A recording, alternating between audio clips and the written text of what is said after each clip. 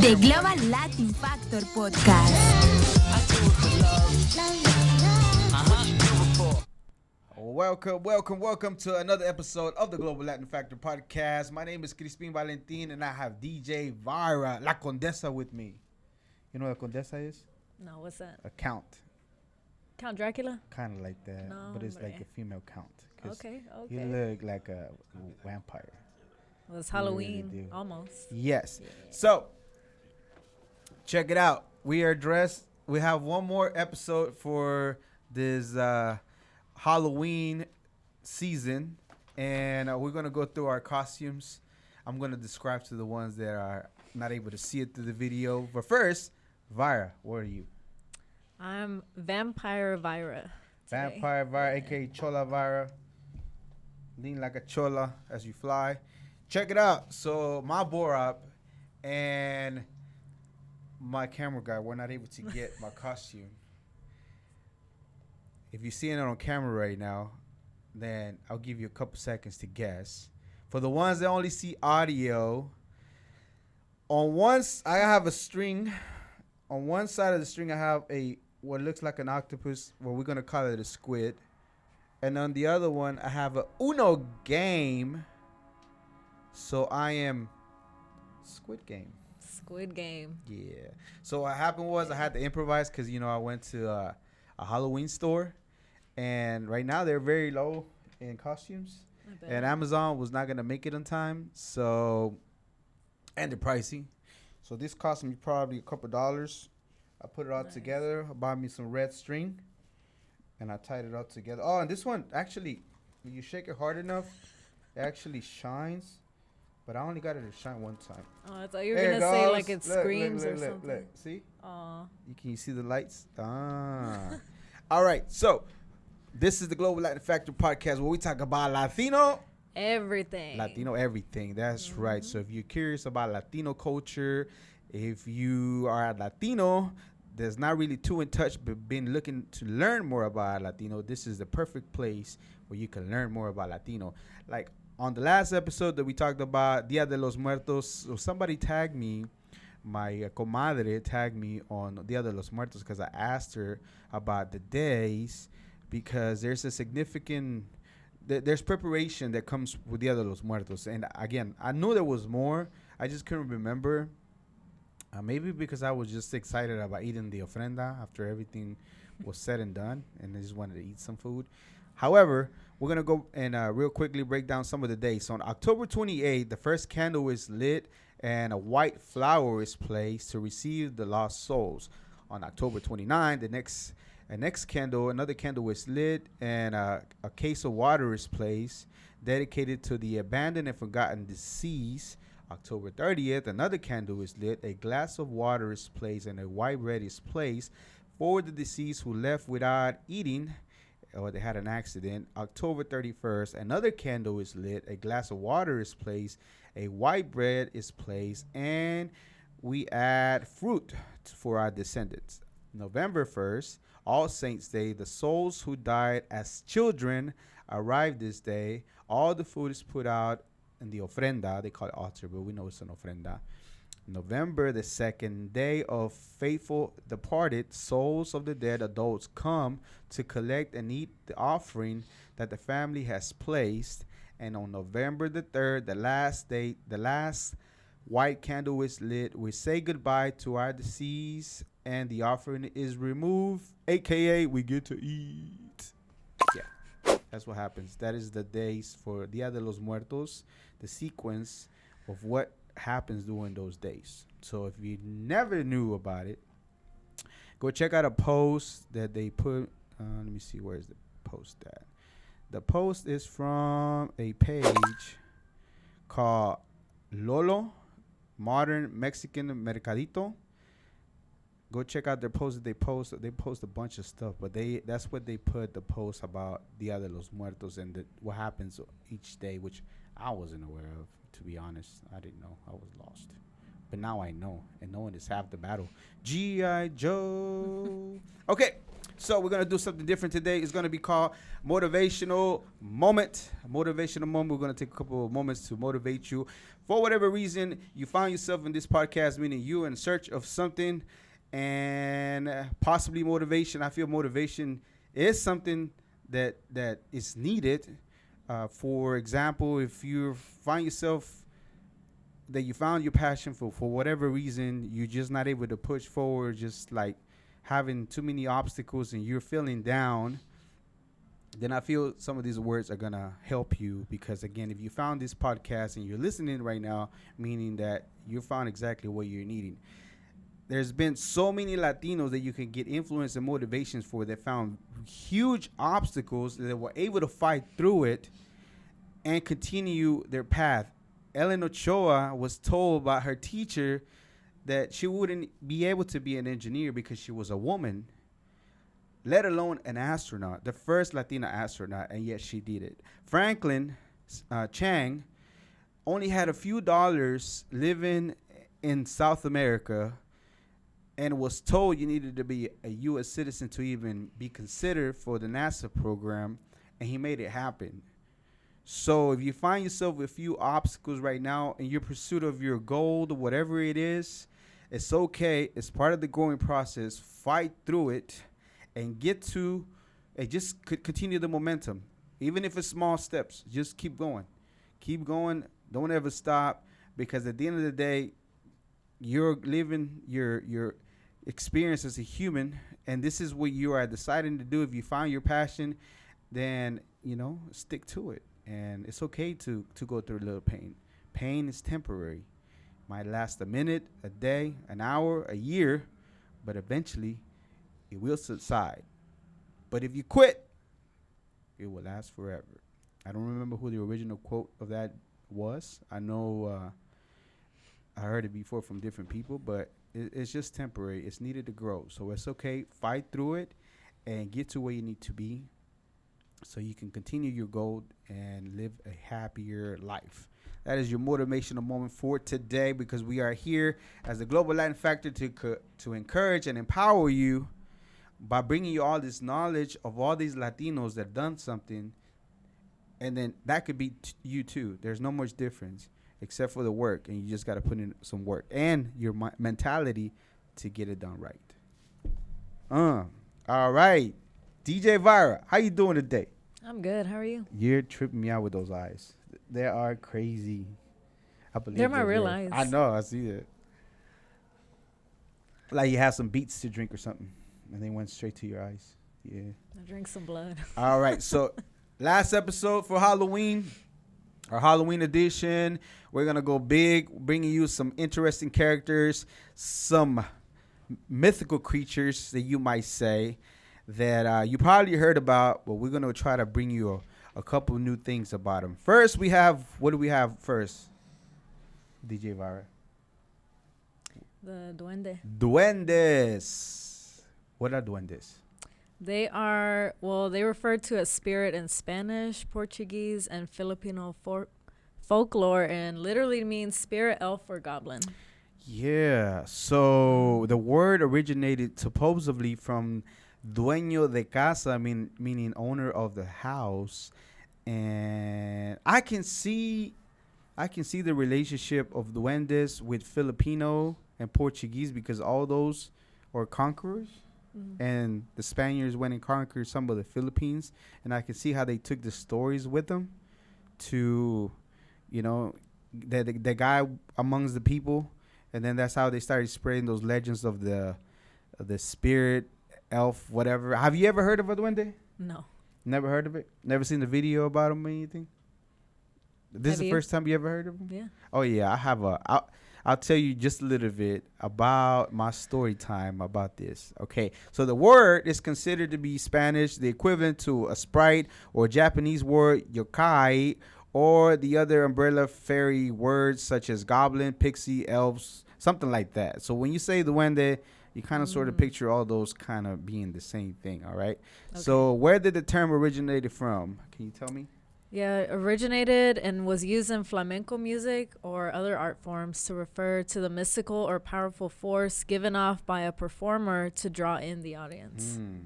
So the Spanish poet Federico Garcia Lorca wrote in his essay Teoría y Juego del Duende, Play and Theory of the Duendes, what that means. Yeah. So it's a power and not a behavior.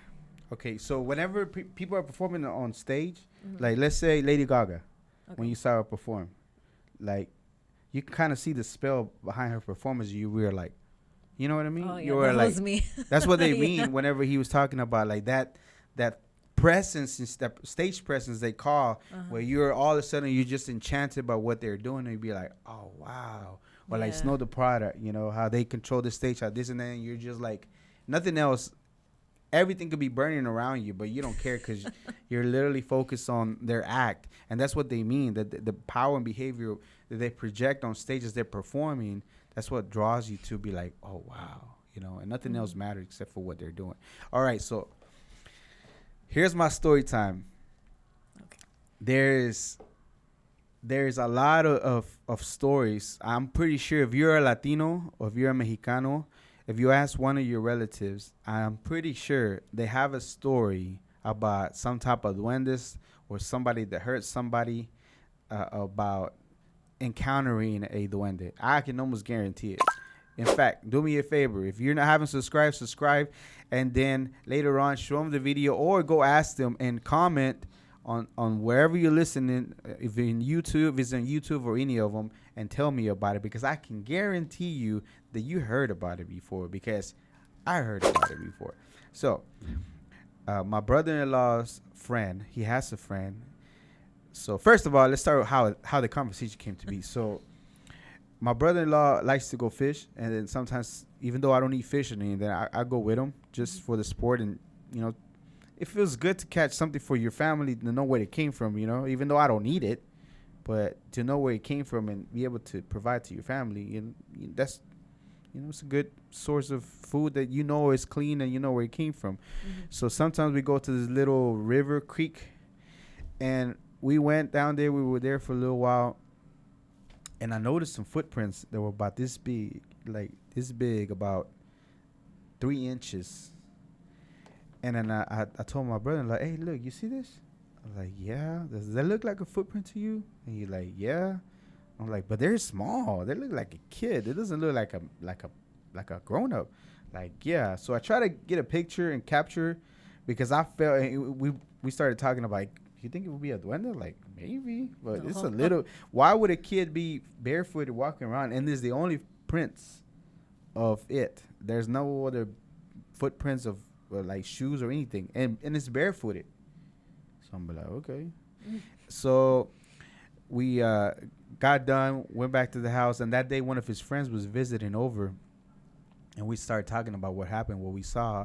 And then his friend, I can see his face was like kind of like not like, you can tell something, like his expression changed.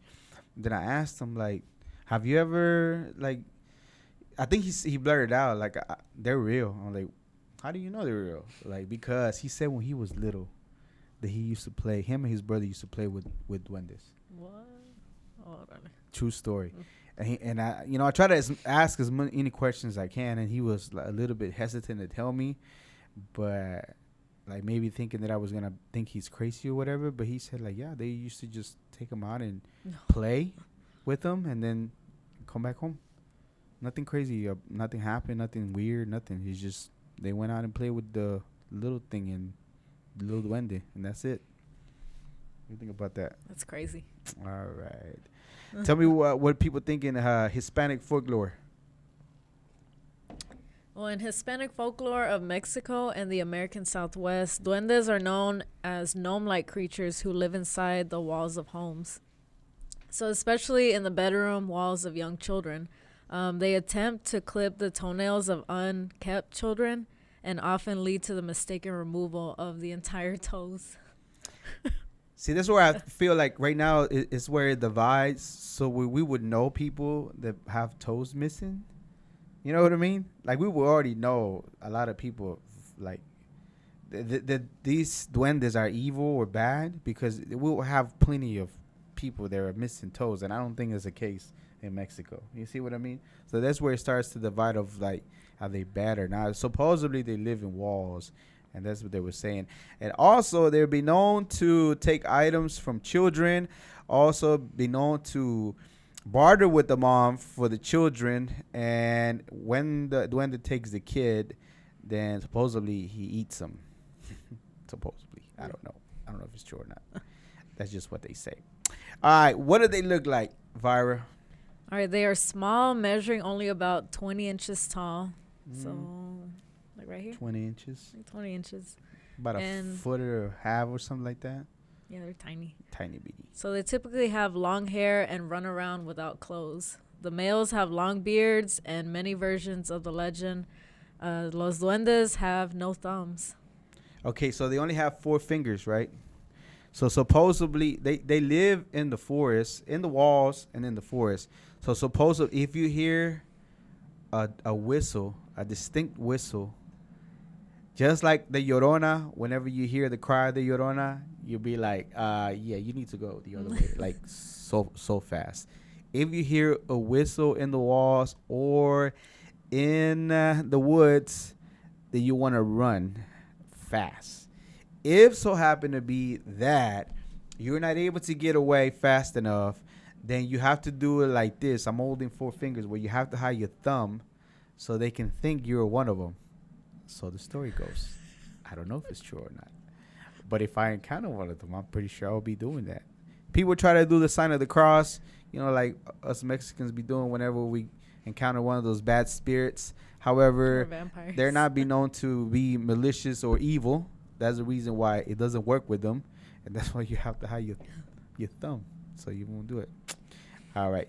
So, you know what I was thinking too when I was listening to this? Because there's a human that they found a long time ago. It's called the Flores man, nicknamed the Hobbit. And this small creature lived in Indonesia about 50,000 years ago. And he was only about 3 feet 7 inches. And they found one of them. So what if the Duendes were the ancestors of this little guy? You know what I mean? And they were just, they didn't die all the way out. And they just still hide. And of course, they're smaller than all the other human beings. So they have to hide so they won't be finished. It's probably easier for them to hide. Yeah. Because they're so tiny. Yeah. So I seen a lot of videos of supposedly people capturing images of duendes, but they're terrible. You can't tell if it's like, they're not a spirit. So the video is in full color, but all you can see is like a little black spot moving around. And I don't think it's CGI or anything, but it's just not, I don't know. It'll be see it to believe it. What do you think? We should go and investigate. Where? Anywhere. We can go to the let's creek. Look in the walls. We can go to the creek and spend the night over, and then see what happens. But there's got some wild boar over there, and they're vicious. No, thank you. Yeah, those dudes are bad. They're tough. So there you have it, duendes. If you hear a whistle, run. Keep your toenails nicely clean, kept, or you might lose a toe or a hand or a finger. And hide your thumbs. And hide your thumbs if you happen to see one. Don't try the cross sign. It's not going to work. Sorry. It's just not going to happen. I still think it's one of the ancestors way back in the days that are trying to still make it. And all the images that they showed, none of them were quality at all whatsoever. None of them they look made up. They don't look real at all whatsoever. So I can't agree with it. I am sorry, but I can't agree. All right. Moving on to the next one. We have, what do we have, DJ Vira? La Catrina. La Calavera Catrina or Catrina or La Calavera Garbancera or just La Catrina or Catrina. It's a dapper skeleton, elegant skeleton.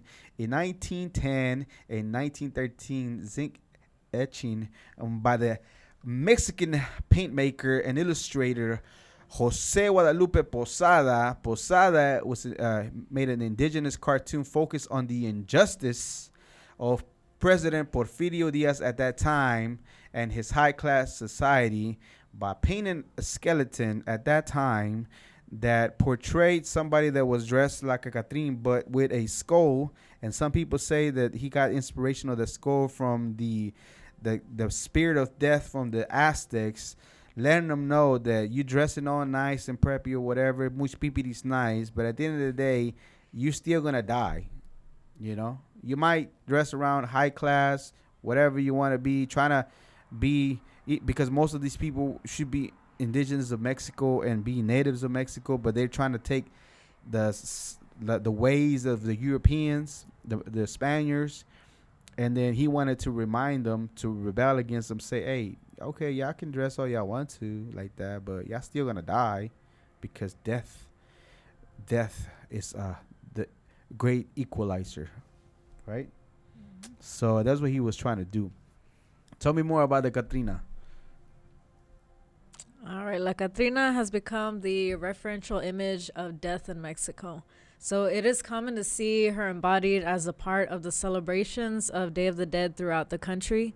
It's become a motive for the creation of handcrafts made from clay or other materials. So the representations may vary, as well as the hat. Yeah, so it's funny how it became a political sketch to kind of sort of bring awareness and kind of rebel and do pamphlets like a political thing, saying like, hey, you're all gonna die. And all of a sudden, thanks to Diego Rivera, which is Frida, one of Frida's husband, he was an artist, he made a mural. And in 1947, Sueño de una tarde dominical en la Alameda Central, or Dreams of a Sunny Afternoon along Central Alameda. So he made a huge painting including him, a Catrina, and even Frida Kahlo was there. So out of that, it grew more popular that all of a sudden it became something. So tell me more about the mural. So the mural was painted between the years of 1946 and 1947. It's a principal work of the Museo Mural Diego Rivera. So it's adjacent to the Alameda in the historic center of Mexico City. It measures 15 meters long, and it stood at the end of Alameda Park. So also the mural survived the 1985 earthquake, which destroyed the Del Prado Hotel and was later moved across the street to the Museo Mural Diego Rivera. Yep. If you know anything about Mexico, you know back in 1985 they had a huge earthquake, like the biggest earthquake they had in history, and it tore down a bunch of stuff down. And it's crazy that this, I don't know if it's some kind of spirit that protected the painting or whatever, but it stayed that, you know.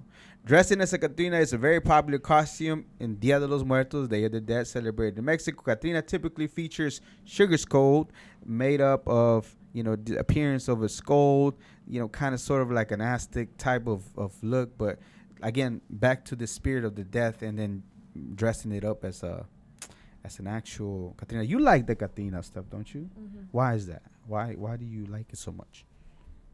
Oh, because I would say like it reminds me of Dia de los Muertos and the whole celebration that my family does. Your logo has a skull type, mm-hmm. right? Sugar skull. Yeah, I have the sugar skull with some headphones, some DJ headphones. All right. Mm-hmm. So the last time I forgot to tell you on the last episode, so the reason why because you would be considered what people call a Chicana, right? Yeah. So a lot of Chicano people really do embrace the culture because it's part of, I'm not a Chicano, so I'm actually a Mexicano, but I can see why it will be something to be proud of, to something that you can identify yourself as, of all the things maybe that are not passed on, like not even the language sometimes, that you can like celebrate something, especially now being in a bunch of movies like the Catrina is all over Coco, one of the movies we talked about. Mm-hmm.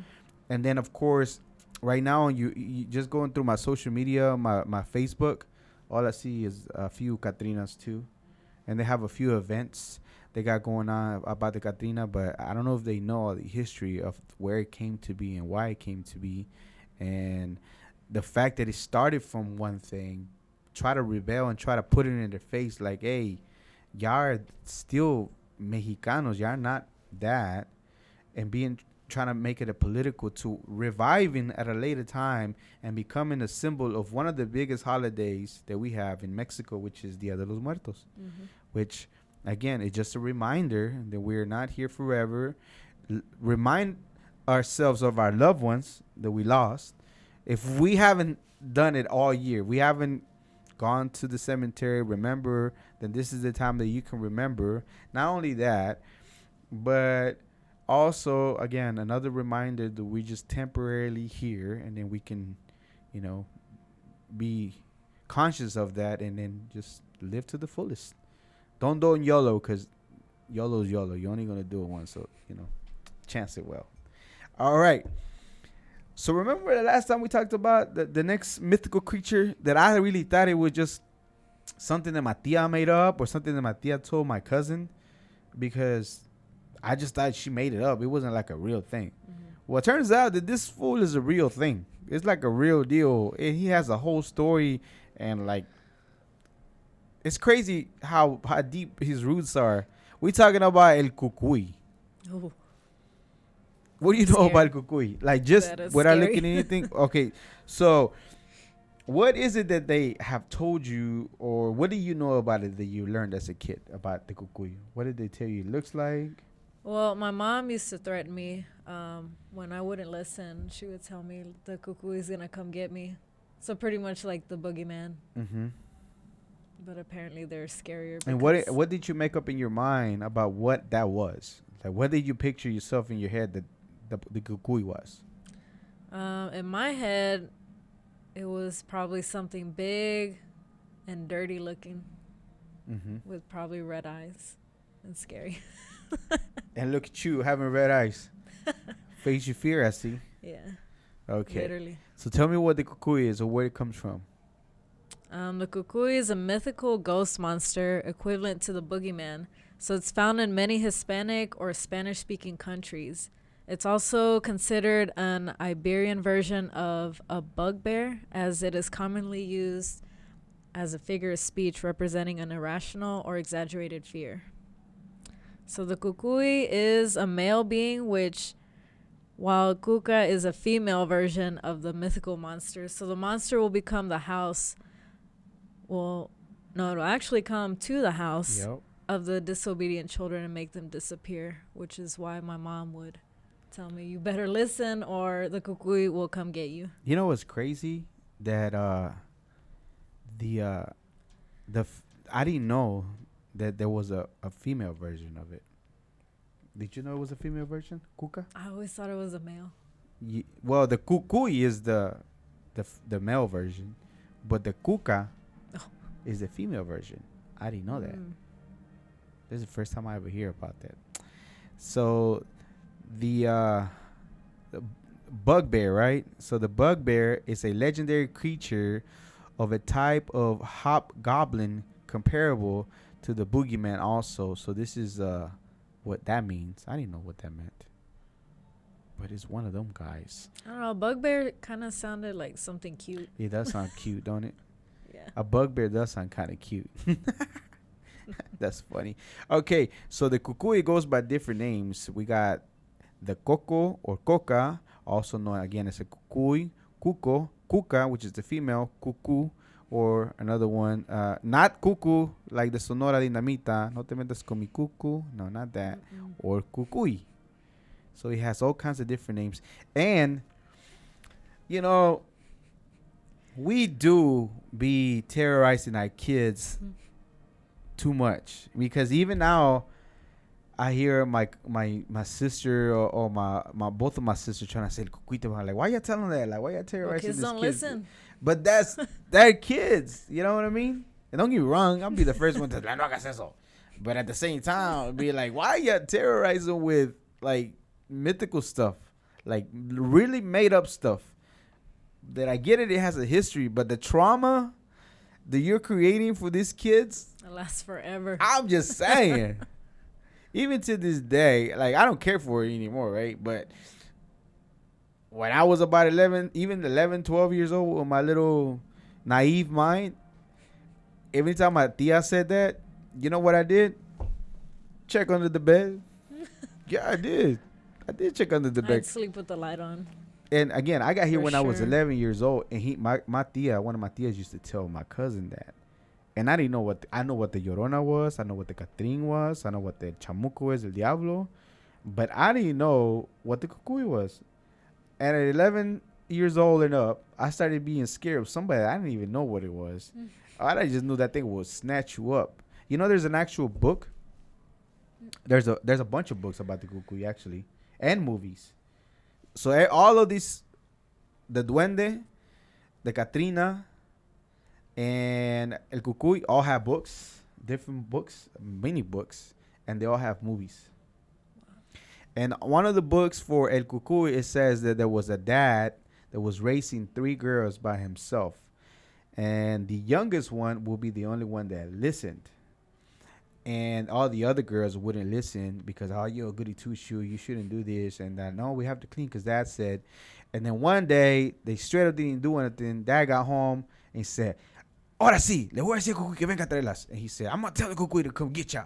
And sure he did. Sure enough, at nighttime, Cucuy came, snatched them up, took them to a cave. Yep. And he used to feed them only a tortilla a day. A corn tortilla certain days and a flour tortilla some other days. And the dad felt really bad because he's the one that called the Kukui. So he'll go to the mountains and trying to find, but he couldn't find it. One day, a goat, a shepherd was taking care of his what's it called? His sheep. And then one of them got stuck by a cave, and then he saw the girls. And when he saw the girls, he went and got them out, and he was able to save them. And from that day, on that town, those girls would never act up ever again because they knew that the Kukui was real, and the Kukui would come get them. And that lived on from generations to generations. So anytime anybody visited that town, those people and those girls and their grandchildren and children's children were the most well-behaved people there was. I can see why. You know what I mean? I can see why. Like, yeah, if you get snatched by the Kukui, the rest of your life you better act right. And even if you have like a small like episode that you want to act back, remember eating a tortilla a day only and water? They were like, what do you think? You think that's possible? Anything's possible. Yeah, that's true too. Well, I don't know where it's at. I'll be good. All right. There's another. Tell me about the other terms as far as coco or where it come from. It also means skull, which cocurito. I'm sorry, Cocuruto, which is Portuguese. That's why it's hard.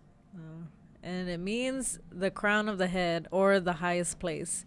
So with the same etymology in Galicia, coruca means head. Yep. From the Proto-Celtic croca, with variant croca. And either coco or cucu means head in both Portuguese and Galician. We call that in Spanish. You use coco? It is bien coco. You never heard of that? Yeah.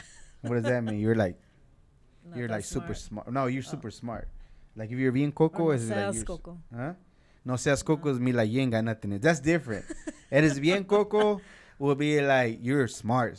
It no seas coco mean like you're hollow inside. No seas. The hard-headed. Yeah. Meaning Latin America's country referred to the monstruo El Cuco in northern New Mexico and southern Colorado.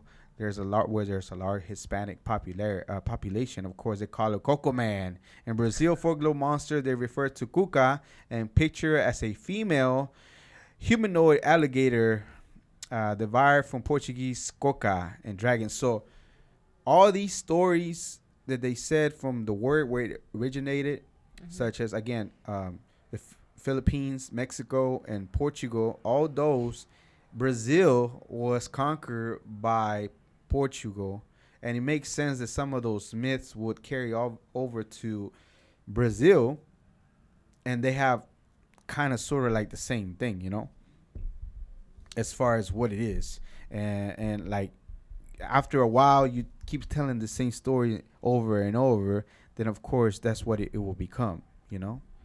Believe it or not, Miguel de Cervantes' famous novela has a creature called El Cucu. Okay, so El Kukui is so profound as far as his story goes that he was even he was referenced at the actual book Don Quixote dies. As far as like, well, of course Don Quixote dies, but in the book El Cuco, the word Cuco is referenced, which is talking about El Kukui, and that's how important El Kukui in like as far as mythical creatures and the actual creature itself. It's important that even it made it to Don Quixote de la Mancha. It's like a small little cameo word that they said about him, but yeah, he was referenced in there. What do you think about that? It's interesting. Very interesting. Did you ever have any in your small imagination as a kid, any close encounters with him at all? Or you were just terrified because your mama told you? Yeah, I was just terrified. It works. I don't think I saw any. It really works. It really does work. It really works to try to scare the kid and doing right. But I don't think it's right. It's really not. They gotta learn, and I know, but you have to find another way to discipline instead of that, or you spank them. Yeah, but nah. Which that's frowned upon. They're so scared, and again, I feel that we are creating trauma from the Kukui and Duendes to these kids, and I don't know what's gonna do to them when they're older, because it works. Don't get me wrong, it works like a discipline tool, but I don't really know what the psyche behind it. Like, what does it really affect you? You know what I mean? I don't know. I don't know. I don't like it. I don't have kids. Pretty sure just without knowing, one day I'll probably say something about Kukui, but I don't think it's right. What do you think? You care? I'll probably tell them, you better act right or the Kukui will come get you. And I'll show them a small clip of a scary movie. Be like, that's it. So they know. See, all the movies they're older. I don't think they made a good one that's like good quality. They're all the ones that I was looking through. They're all older movies. They're not something that's like that you can say is like high quality. You'll be able to like a Chainsaw Massacre type. Oh no. Yeah. Okay. It's not that, but I don't know. I just don't like it. I just don't like that discipline tactic, and I know it works very effectively, and it worked for me when I was a kid. I don't know what it does. I don't even scare the Kukui no more. Yeah, it's better than telling them a bugbear is gonna come get them. Well, because they might want to hug it. That's too cute. Yeah, that is kind of cute. They might want to. Okay, I'll keep acting up. I want to see the bugbear. Yeah, that's true. Maybe so. All right. Any final thoughts on the Duendes? Nope. What you gonna do if you hear a whistle? Run for my life. And then if he catches up to you, show him 4 fingers. Hide your thumbs. All right. What about the Catrina? What you learned about her?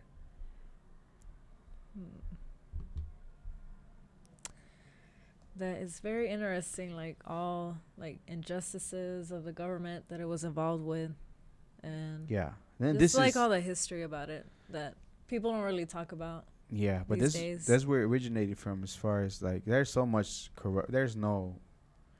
you don't have to be Mexican to know there's corruption in Mexican politics, but there's even from the beginning of the times, and later on we'll touch upon it, but it's just sad that there is that, but from that pain and that horror of all that was going on, it created something that is now lives on even to this day, which is the Catrina, which is the culture and the Day of the Dead, how that image resurrected, because Posada unfortunately died poor and forgotten for a long time until later on the painting came back from Diego Rivera and put it on in the mural, and then it just became, and then a lot of people don't remember that Diego de Posada was the originator, and then later on Diego Rivera brought it on back in 1947, and then now it's just a thing that we use. It's like an icon,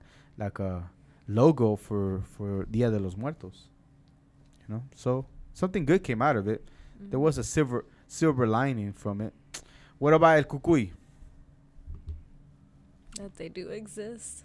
That's crazy. They go back all the way to Iberian legends, to Spaniard, to Portuguese, way back in the days, and how it traveled from all those countries that were conquered by, which it makes sense that they would go to these countries, and some of the things that they did would carry over to Mexico, to the States, and then like still scare kids, not even know what it is. And okay, so the Kukui looks like a wolf, big wolf, dark, with only one red ear.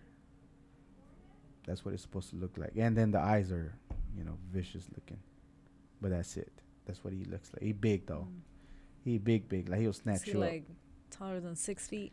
Yeah, probably, and scary. Like he looks like a wolf almost. He'll snatch you up quick. That's what he looks like supposedly. One of the versions.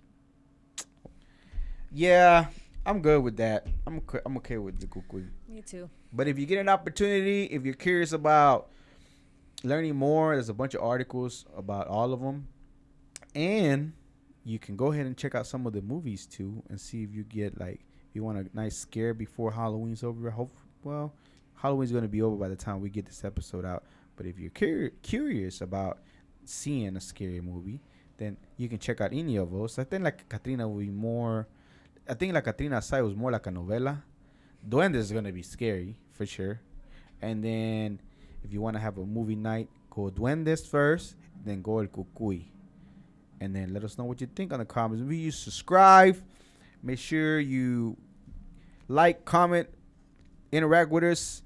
If you have a suggestion, let us know. We're more than happy to go ahead and do an episode of, if you have a relative that a lot of people don't know about, that you feel like he should have an episode, let us know.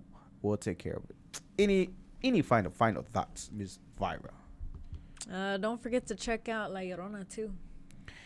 Yeah. Let us know what you think. That was a new one too, right? Mm-hmm. Yeah. Were you going to look at it? Are you going to check it? I'm going to watch it. You going to watch it? Yeah. Shoot.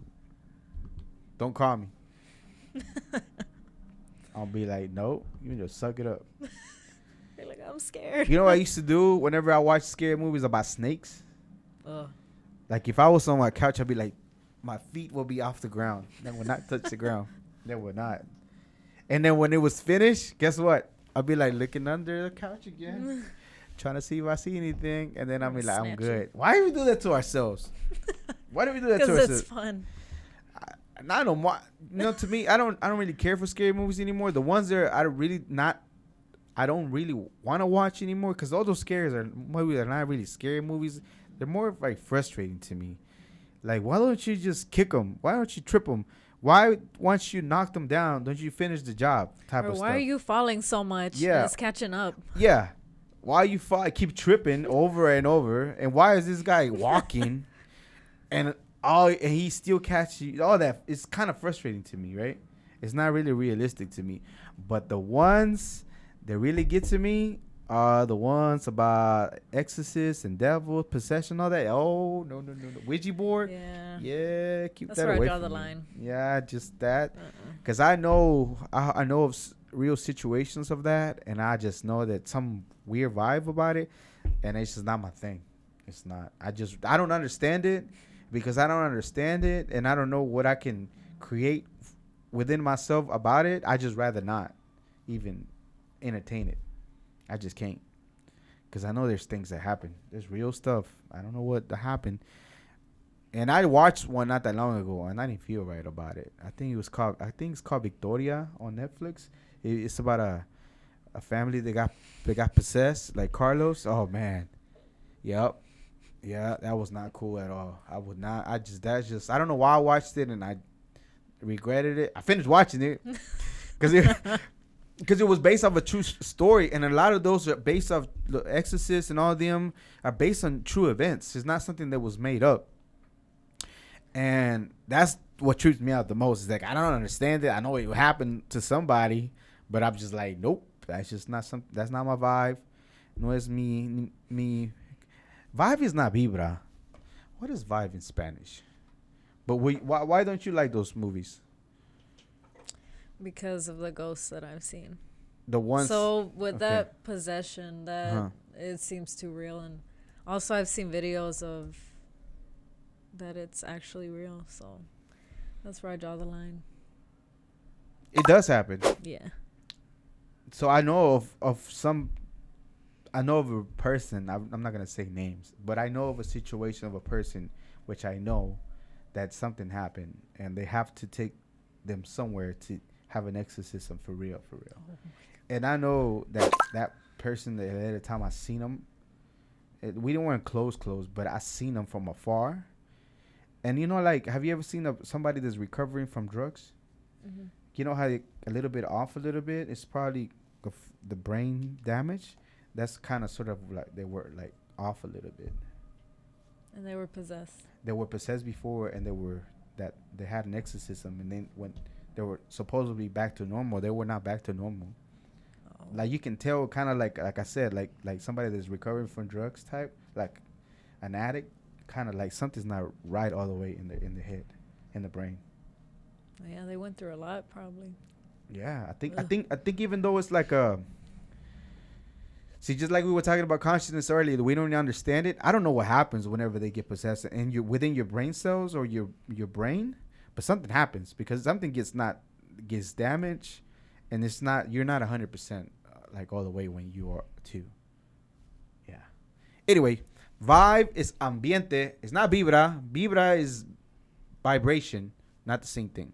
So vibe is ambiente. I saw it on a TikTok, and I was like, vibe is not vibra.